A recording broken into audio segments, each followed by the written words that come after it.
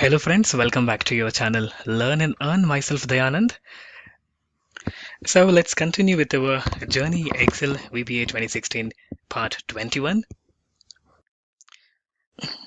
So in our previous video we learned how do we send an email using Excel VBA functions by creating a couple of objects and handling Outlook application. Also we saw an example how do we display it on the screen and also how to send it directly. And for today, part 21, we shall focus on events handling, calling events and functions. Now, events are activities. Events are the present moments, present changes happening on our Excel file or on the user form, which will help us to trigger certain activity. Say, for example, when somebody trying to close the Excel file, you get a prompt which says save. Would you like to save the file or don't save? It is closing an Excel file is an event, and the prompt we are giving, so we're getting consent from the user saying, would you like to close it? Would you like to save it or don't save it? Similarly, there are functions, there are events available for all these workbooks, worksheets, user forms, controls. Almost every single objects in our Excel, including cell, has an event which can be used for us to do certain activities, do certain task when that event occurs. For example, when somebody creating a new sheet. So if you would, when you create a new sheet, we can prompt a message saying, thank you, a new sheet is created. Or when somebody saving the file, give a prompt message, yes, saving complete, thank you. Or when somebody trying to delete a sheet, give another prompt, would you like to delete the sheet? Yes or no?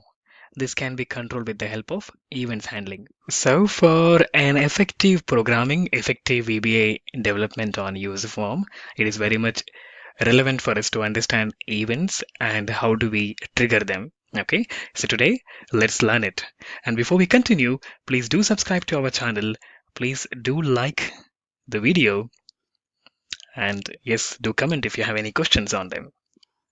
I have an Excel file, a workbook. Now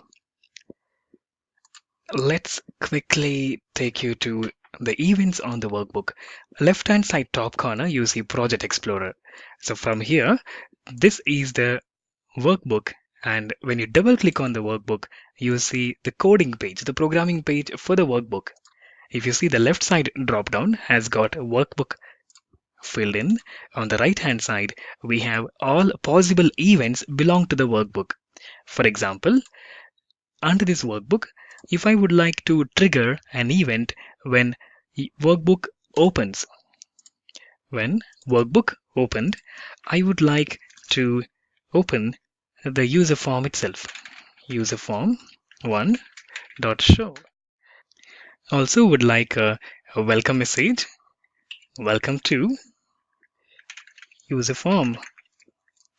All right. And I'm saving it. Remember, I have chosen workbook open. So this event is workbook open. And let me show the demo of this. I'm closing this file. Let us open it. So when the workbook opens, you see a welcome message, welcome to user form. And when I press OK, the user form loads itself. Let us see some more events under workbook. So most useful events which normally we use is number one is workbook open, and number two, before closing workbook and before saving workbook, we can use them. For example, what is this message? Before closing, if you would like to do certain activities, certain calculation, or any events that you would like, any functions you would like to call, you can use this code. Just click on it, it opens, and fill in whatever the items that you would like to. So these set of lines will be executed before the workbook is closed. All right. And coming to worksheet, so there are several events again available under worksheet. The one which will be useful are the worksheet activate, when the sheet 1 gets activated, or we can use when the sheet before deleting the sheet. By the way, majority of events handling I should be teaching you is about user form, because user form has got a lot of controls in it. and you can easily capture their or easily trigger their events. For example, text box, button, drop down, etc. Let us see one by one. Now, in this user form, so we need to enter, if you have watched my video number 16 and 17, I have shown you how did we program this tracking tool, right? And here we will learn certain events for this user form. Number one, the user form itself, double click on it, right click, just go to view code. In the drop down, choose user form, and the activities available, the events available for user form, the very much useful that you must be using is number one, user form initialize, which shows when the user form starts, when loads, how it should look like, what information it should carry. Would you like to have any fields visible or invisible? So for example, here I have a label exactly where I'm pointing the mouse cursor. I have a label, but it is not visible because I have set user form beginning. It should be hidden. Let me show you. For example, when I put the UID and press go, this becomes visible. So during the user form initialize, I have set the label to be invisible. Okay. And another one which is useful even here, user form terminate. Just opposite, right opposite to that. Terminate of this. Okay. Whenever user form terminate, what kind of action that you would like to do? You may set certain variables to null, nothing, so the memory gets released, etc. Nothing much you need to know here because we don't need to program user form clicking, deactivate, key press, key down, not required much. But let's get into the controls of this. Number one, the button. I have a couple of buttons here. I have a go button and I do have a submit button, two buttons on the form. Let me show you a button, go button, and available events are number one, yes, clicking itself. The button gets clicked. I have go button clicked. These are the activity it will carry. And other options are available like when you press a key down, when you like mouse down, when you click on it. But you don't need to have much. We don't use it in the real life, believe me. We don't use it much. So what we use here is the click is one of the events we capture.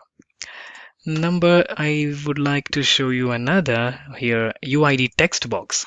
UID text box. If you notice one, the go button is disabled. So when the user form loads, the go button is disabled. However, when we start filling in the UID, go button becomes enabled. So this we can control with the help of the text box change event. So this text box name is UID text box. When you just need to either you can double click here and then fill this go button dot enabled is equal to true or any activity here, or you can manually choose that UID text box and then use this change option. We also have moment mouse move, another interesting one, moment mouse move. You can do this activity go button dot enable. What happens now? Let me delete this part. So the button is disabled. Moment my mouse goes there and the button gets enabled. Let me show once again. It is disabled now. Moment I move my mouse there, it gets enabled. Likewise, you can control the events and make make Excel do certain activities. So these are the basic events handling that you must know that will help us to program effectively and do certain activity at the right time. Now, for example, here after filling the UID, when somebody has to click on go, then only the subject line and priority, the source, these items will be filled. Else, no, it won't. However, we can minimize the activity by just filling in. You can change the event in such a way when this UID changes, fill these items. So I have taken the event go button dot click. You can use text UID text box change. So that will also work. So you don't need to have the extra effort of pressing the button to retrieve data. That was the first part of the tutorial of this video. Let us go down to the second part, functions, creating functions and calling those functions whenever we require. When calling those functions using the event handling. For example, in this user form, I don't see a reset button. Let me drag a button here, reset button, and I'm calling this reset btn is the name, and yes, the caption, the title, or we say caption for this. Yes, reset. Okay, and go down to code using, I'm going to use reset button dot click event, reset button when clicked. When the reset button is clicked, I would like to reset, or I would like to clear all the data on the form. For example, UID, subject line, priority, I would like to clean everything down to null, make it a blank form. So I already have a function written here. It's just very simple function. I have called it as a clean form. Number one, let's say this is the user form, and here is our clean form function. What it does, this function sets UID text value, subject line, priority, source, status, everything to null, which means the form will be cleaned. So I have used clean form. Now, whenever the reset button is clicked, I would like to call clean form. Simple. Either I can use call and then type the name of the function which is manually defined. However, it is also acceptable if you simply put clean form. Ensure the spelling is correctly typed. For the best result, just copy and paste this function name. And you don't need to have the open and close brackets. Not required.